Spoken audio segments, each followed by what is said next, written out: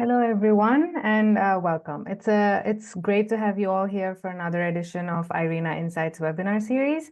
My name is Deepti Siddhanti, and I'm joining you today from IRENA's Innovation and Technology Center in Bonn, Germany. A very warm welcome to those who are joining us here for the first time. Let me quickly introduce IRENA and this webinar series. IRENA is an intergovernmental organization with 170 member countries, and 14 states in accession, working together to accelerate the transition to a sustainable energy future. We serve as a global hub for knowledge, policy, technology, and finance in renewable energy and international cooperation. This webinar series is one of the many ways we share insights from our research and collaborations with our members. Over the years, we've hosted more than 50 webinars on a wide range of topics, all of which you can explore on our IRENA events website. We keep these sessions brief, about 30 minutes, so you can get straight to the key insights while having access to additional resources for further learning. Today, we're diving into an important topic, electrifying healthcare. Next slide, please, Kamran. We'll be hearing from Kamran Siddiqui from IRENA's Country Engagement and Partnerships team, who majorly works on country-level engagement through assessments on topics related to energy access for different socioeconomic sectors. He will walk us through key insights from IRENA's recent publication, Electrification with Renewables, Enhancing Healthcare Delivery in Mozambique, and other IRENA publications on healthcare assessments on Sao Tome and Principe and Burkina Faso. Next slide, please.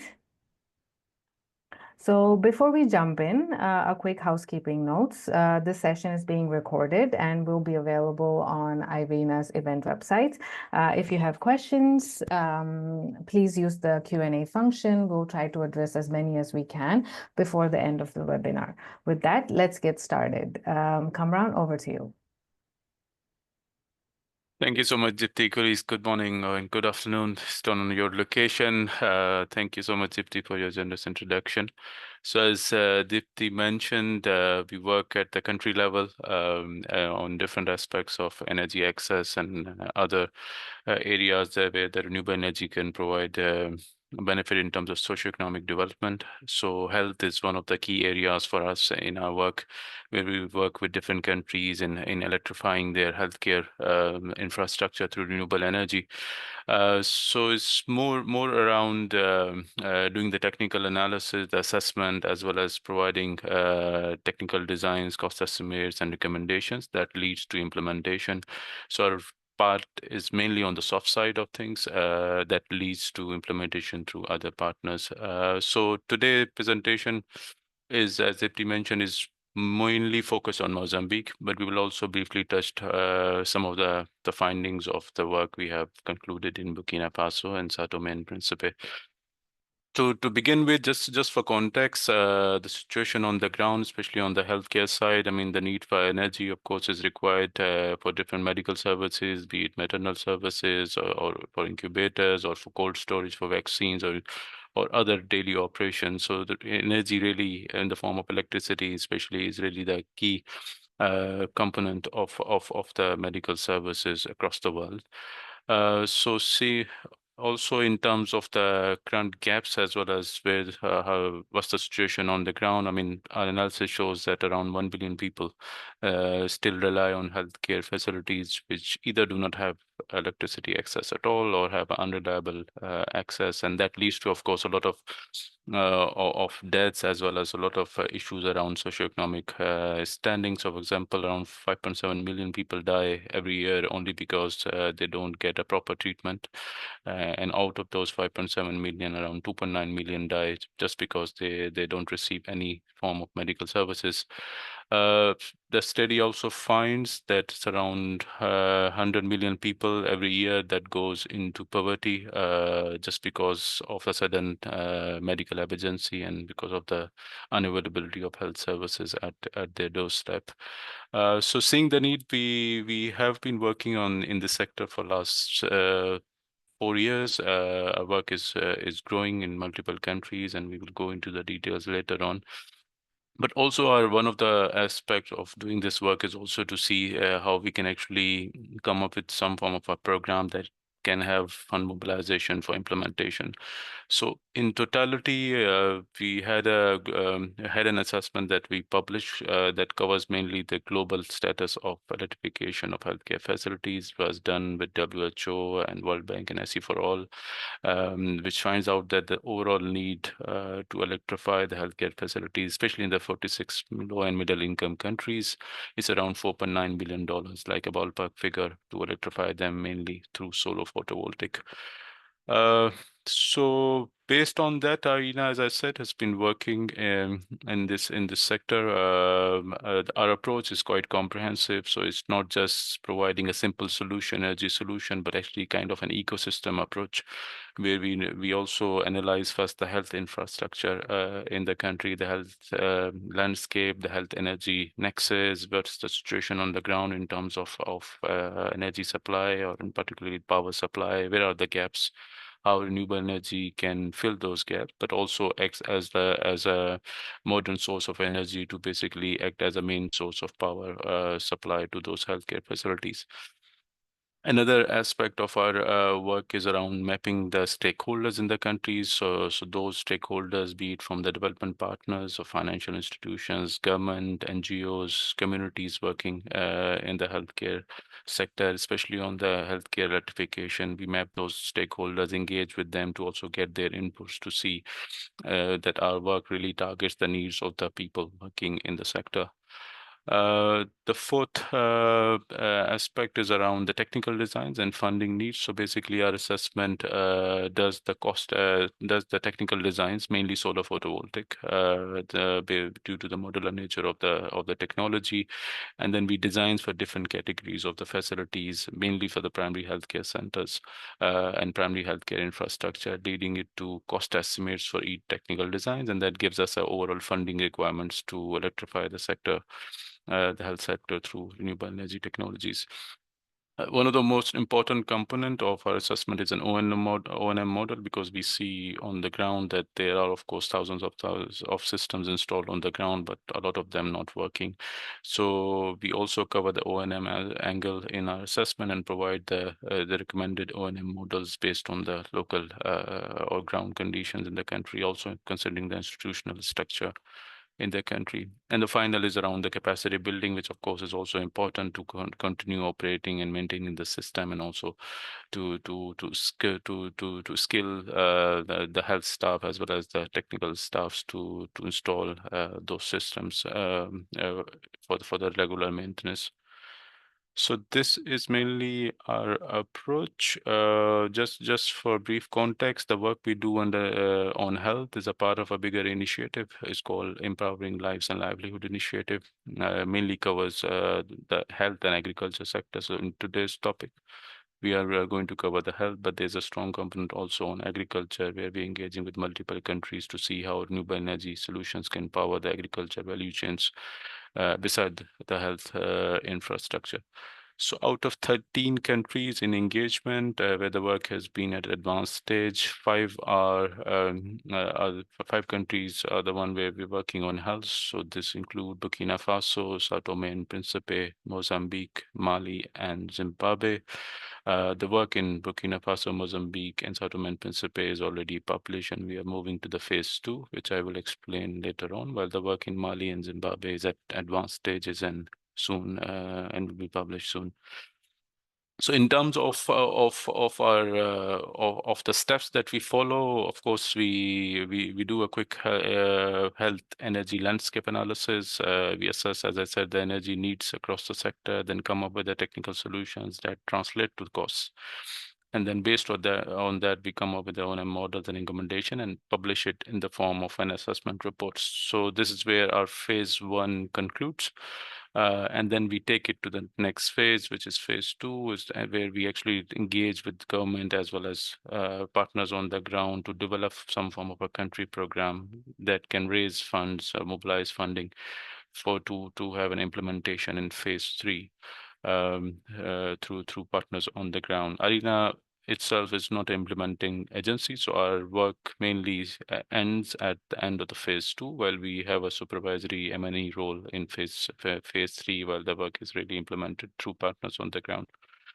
So far, we have not reached to the phase 3 in any of the countries. That maximum lead so far we have is in Sao Tome and Principe, where some money is already raised to the government and UNDP country office. And the idea is to implement the project through UNDP and UNICEF and other partners on the ground. Then moving to the next slide, already have explained the phases. This really is the approach that we are following. It's a very standard approach, of course, sometimes tailored to the local country context. But in general, it is mainly the three pillars of the whole country program that we work on with these countries. So before going deeper into the details of the Mozambique assessment, just a quick glance at some of the findings from Mozambique and a couple of other countries. So, for example, in Mozambique, we focused mainly on the primary healthcare facilities, which serve around 90% of the country's population. The idea, of course, was to design the tailored solar photovoltaic systems for each category of the facilities, and then also include the staff residents into those designs so that it becomes a more inclusive design for whole facility. And then also, we actually have 3 designs for each category of facility. So one is for the all load of the facility, second is for critical load, and then the third is cross-cutting, which is basically for the backup. So we'll go into the details later on, but we work with Selco Foundation and Green Light Africa in Mozambique, while other partners on the ground include UNICEF, UN Habitat, and Clinton Health Access Initiative. Of course, the work on health has been continuously owned and guided by the Ministry of Energy and Ministry of Health, and that again is something that we are trying to promote, is to have a more interministerial coordination among the two key ministries, so that the energy intervention across the health sector is taken both at the energy planning level as well as the health sector planning. So based on that, we have published this report as in January this year. It's available on IRENA's website. So I would also encourage all of you to go to the website to have a read. It's quite comprehensive, probably the most comprehensive work done on electrification of healthcare infrastructure in the country, and that is also based on the primary data collected through surveys and through visiting the particular type of facilities on the ground. On the same lines, we have some results from Sao Tome and Principe. The only difference is that Sao Tome and Principe, being a small island country, we covered the whole health infrastructure, not just the primary health care. So we covered the both hospitals in the country as well as health center and posts. And based on analysis, the funding requirement to implement sort of solar photovoltaic solutions in the country is around $10.25 million. Around 60% for the primary health infrastructure and the rest for the 2 hospitals. So in Sao Tome, we worked with the Ministry of Energy and Health, but beside also the facilitation on the ground was done by UNDP country office, while we also engaged with UNICEF and WHO on the ground, and the work was conducted with support from the Selco Foundation. And then lastly, mainly on the countryside, is Burkina Faso. This was the first assessment we published a couple of years ago. So some of the findings from that assessment, again, is also covering the really last mile primary healthcare centers, around 779, which do not have either electricity or have unreliable supply. So our finding shows that around $11 million are needed to electrify these health facilities through renewable energy solutions, especially solar photovoltaic. It's just that this assessment was published a few years ago. So of course, based on some inflation, this number might have increased to around $15 million now. Okay, so now digging deep into the Mozambique assessment, and of course, this will also be a reference for the other assessment because the methodology is same. It's just that the country, of course, is different, and also the typology is different, and local conditions are different. So you will see different technical designs and different cost estimates and different O&M models as well. But the approach really is very, very similar in each country that we are following. So, for example, in Mozambique, beside the health energy landscape, we collected the data from around 40 health facilities. This is the primary data collected beside the secondary data that we received from the Ministry of Energy and Health.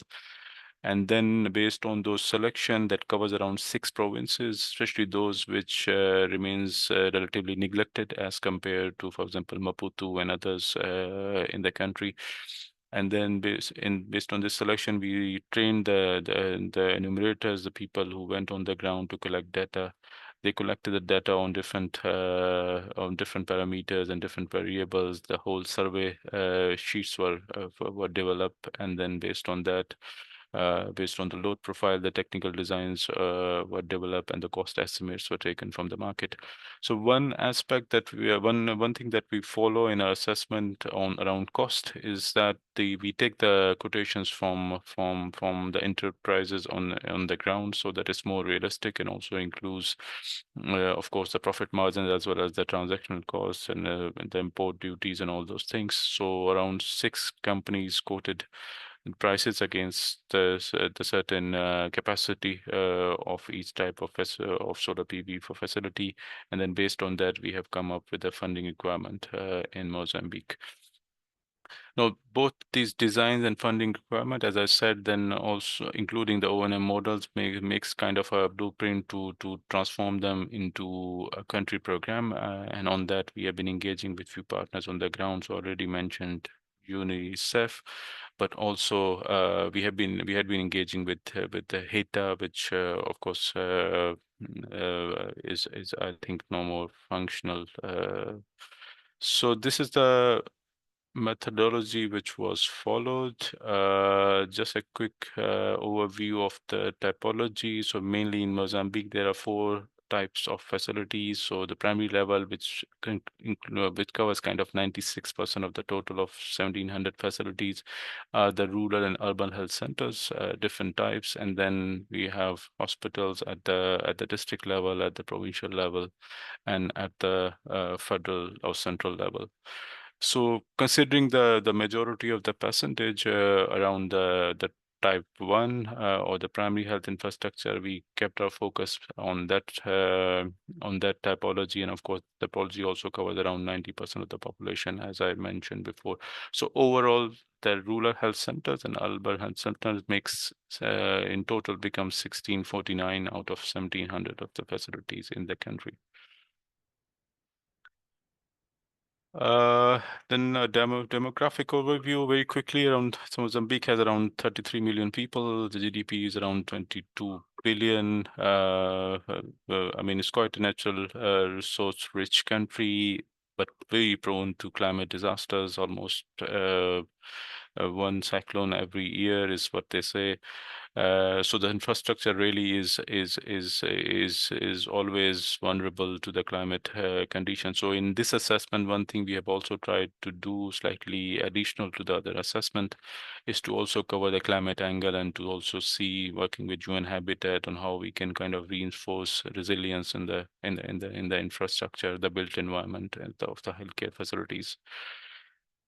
In terms of the energy status, overall the energy access rates are quite low. In terms for electricity, it's only 44%, mainly covered through grid, 38%, and only 6% by off-grid. So means that around 56% of the population remains without access to electricity.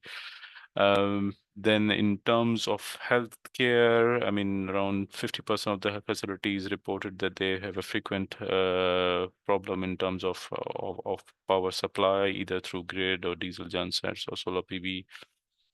And then we also have found out that at the healthcare facilities level, around 40% are connected to the grid, while around the same number have some form of a connection through diesel or solar PV, while 20% remains without access to electricity.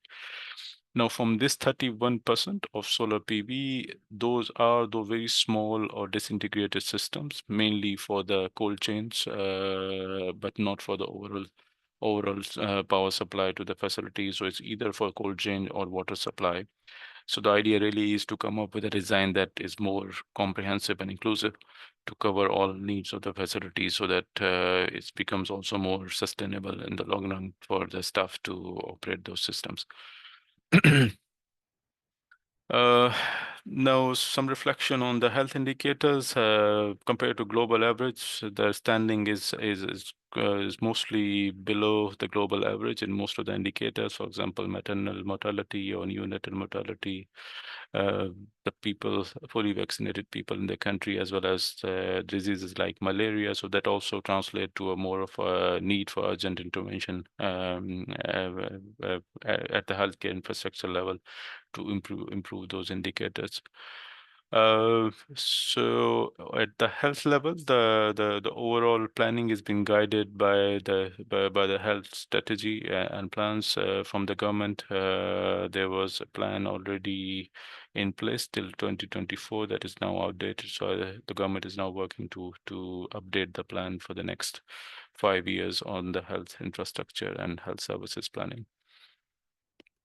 As I said, I mean, we also covered the climate angle, especially for Mozambique being the most vulnerable to climate in the region. So the 40 facilities we visited and collected data from, what we came to know is that from the rural health centers, around 25 of the facilities have damaged civil infrastructure, while 38% of the facilities of type 1 rural healthcare centers showed us that they have a weak roof conditions. And so is the situation at the type 2 rural health centers, where 14% have damaged building, while 33% remains vulnerable to the climate disasters. In terms of wash, around 42% of the facilities did not have water supply, and almost all of them, 97%, actually said that they did not have any source of energy to have a hot water at the facility, which is essential for many of the surgeries and medical services. And one thing I missed earlier to reflect here, that when we talk about the typology, so out of rural health centers and urban health centers, there are further categorization. So rural health centers, there's type 1 and type 2. Type 2 is the very first point of contact, the basic level, while type 1 is a bigger rural health centers. And then we go to the urban health centers, they are type A, B, and C. C being the smallest in the urban periphery, moving to B being the largest and being the larger, and then A being the largest. All types of facilities have different types of services provided, all the way from consultation to sophisticated medical surgeries and procedures. Now, coming back to the energy part of the health facilities, I mean, what we also found out is that around, I mean, a good number of facilities face power disruption, or on average around 3.5 to 4 hours per day. Some actually can have loss of electricity for whole day or for most of the day. And then also responded told us that of all the solar PV system, as I mentioned, around 31%, around half of them actually are only either for lighting or for water bore or for cold storage. We also asked the respondent, which mainly include the health staff at the facility, as well as the patients and the health overall health governance structure at the facilities level. These couple of 3-4 questions. So, for example, we asked them what would be their preference in terms of a supply of power through grid. So a lot of them, of course, supported this idea. Almost 24% of were in agreement, and then 40% actually strongly agreed to this idea of powering supply to the grid. But then we also asked 2-3 follow-up questions that shows that maybe grid may not have a reliable power connection, because then the existing health facilities are already facing a lot of disruptions, and voltage fluctuation that also leads to a loss of equipment at the facility level. In terms of overall perception challenges, we found out that the average system size on the existing on the facilities which already have solar PV is around only 600 watt, which of course is insignificant. We also found out that there are shortages around battery storage. Of course, due to voltage fluctuation, there are issues around equipment not working, lack of technical skills at the community level. Also, O&M challenges, for example, the availability of spares, as well as the operation of the system during the climate conditions. For example, during the long rainy days, the operations are affected. So this is where we conclude mainly the health infrastructure overview as well as the energy health landscape. Then when we go to the mapping, we start from the government. So for example, in Mozambique, there are several departments, institutions under the Ministry of Health that takes care of the health infrastructure, the health services, as well as the O&M of those equipment and machinery at the health services. For example, there are national institute, provincial, and district health services departments under the different directorates that offer services based on their mandate. For example, the National Director of Health Promotion and Disease Control is more around vaccination. The National Director of Human Resource for Health is more around providing the health staff as well as the staff for operation and maintenance of those facilities. Then this is another angle that we cover. As I said, it's around the interministerial coordination. So first the mapping, so for example, under the Ministry of Mineral Resources and Energy that takes care of the power supply to the healthcare facilities. There are linkages, so the power, especially through grid, is provided through the EDM, the utility. Well, there's a Mozambique Energy Fund, FUNAI, that actually has projects mainly around off-grid, standalone or mini-grid system that offer services at the last mile. Then there's a regulator and National Director of Energy that does the regulation and training respectively. Both Ministry of Energy and Ministry of Health works with the Ministry of Housing, Public Housing, and Water Resources that actually deals with the infrastructure. So they closely work together to also plan for the infrastructure improvement as well as new infrastructure at the healthcare services in the country. Then our interaction in the country, especially with development partners, includes, as I said, HETA, FUNAI, World Bank, UNICEF, UNIDO, UN Habitat, GIZ. They actually have a big program in Maputo and the nearby areas. And then also Mozambique Association for Rural Energy, Renewable Energy, EMER, that we engage with. And we also, of course, engage with Climate Health, Health Access Initiative, as well as few local partners on the ground to also see what they are doing at the policy level, at the technology level, financing level, as well as those implementing projects on the ground. I'm not going into the details, but these are some of the snapshots of the responses from the respondents in terms of how they really feel the need for decentralized energy solutions or off-grid energy solutions based on the challenges they face. And then in this part, we move to the design and cost part, which was number 4 in our approach. So, for example, in solar system design, which remains, as I said, is a dominant technology because of the modular nature and nature. So we design the solar PV systems for each type of the five types of the facilities. For example, rural health centers type 1 and type 2, and then urban health center A, B, C, for all loads, critical loads, and the backup. These are some of the details around the solar irradiation, which were taken from World Bank Global Atlas. Then we also have a 2 days of autonomy for the backup. The overall sunshine hours are taken as 4.5 hours for Mozambique, and then there are other features around load efficiency, charging efficiency, rest factor, and others. Those are more technical details. We can go into the details later on if someone is interested. The battery backup for Mozambique is Sorry, Kamran, we're almost running out of time. If you can please wrap up. yeah. Okay, so give me just 5 minutes. I think I will just quickly go to the cost part.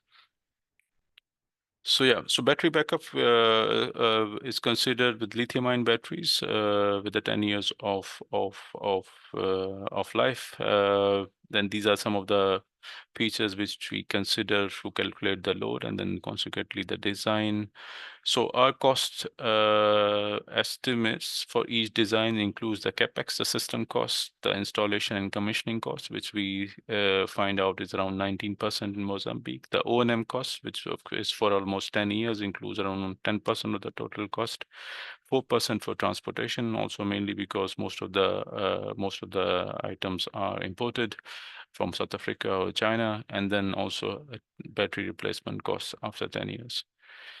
So these are some of the capacities for each facility. So if you see it on your left, we have the type of facility, and then the second column is basically the load profiles, and then further we have capacities, battery capacities, as well as inverter sizing.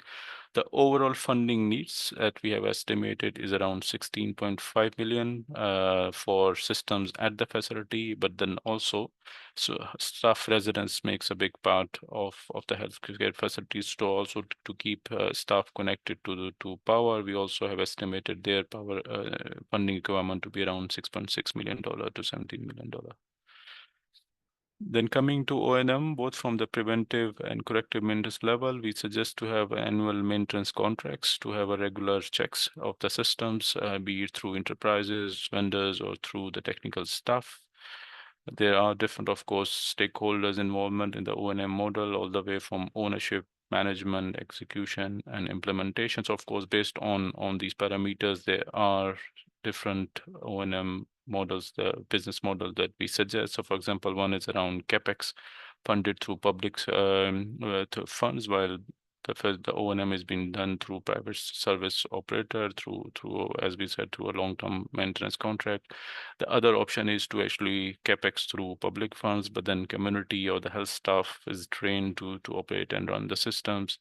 The third is around both capex and opex being managed by the public sector, while fourth one, which of course is getting more traction, is energy as a service, where the private sector has more stake, both at the capex level and at the O&M level, with some form of a grant at the capex level from the government. So this was mainly about Mozambique. As I said, I mean, we followed the same approach in Burkina Faso, of course, came up with different results, different technical designs and cost estimates. And so is the case for Sao Tome and Principe. You can go to our website for both of these assessments available in the public domain on our website. Just last thing, as I said, Sao Tome, we have a success where we have moved to the phase 2 with support from our local partners and the government, where out of $10.25 million funding needs, the government has already raised around $4.25 million through World Bank and a CSR funding from a private company, and moving to implementation in the next phase. And I conclude my presentation here. It really is that what type of impact we are creating or trying to create. I mean, sometimes we only think at the patient level, which of course is important in terms of quality services, improve services at the patient level, but we also see that there are positive impact at the facility and system level. So of course, the staff working at the facility level feels, has a better retention rate. Their financial savings are more for better operation and maintenance. The equipment and appliances are more secure. Then at the system level, it's more of a cost-effective way of electrification through renewables, especially for countries relying on imported fuel for the energy provision. Also, it creates jobs and local entrepreneurship in the renewable energy sector. So this was pretty much it from Mozambique, and a quick glimpse at from Burkina Faso and Sao Tome and Principe. Of course, this is quite comprehensive, so we can go deeper into the details of design and cost maybe sometime later. But I stop here and give the floor back to Dipti.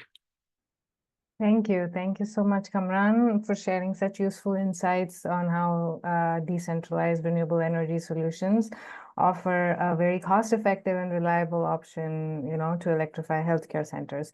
Unfortunately, we don't have any time for questions today, but please reach out so that if you have any questions, we're happy to take your questions and answer them. And so with that, a huge thank you to all of you for joining us and engaging with us. Just as a reminder, today's recordings and slides will be available on the IRENA events website. Thank you again, Kamran, and have a fantastic rest of your day. And we hope to see you all at our next IRENA Insights webinar. Bye. Thank you.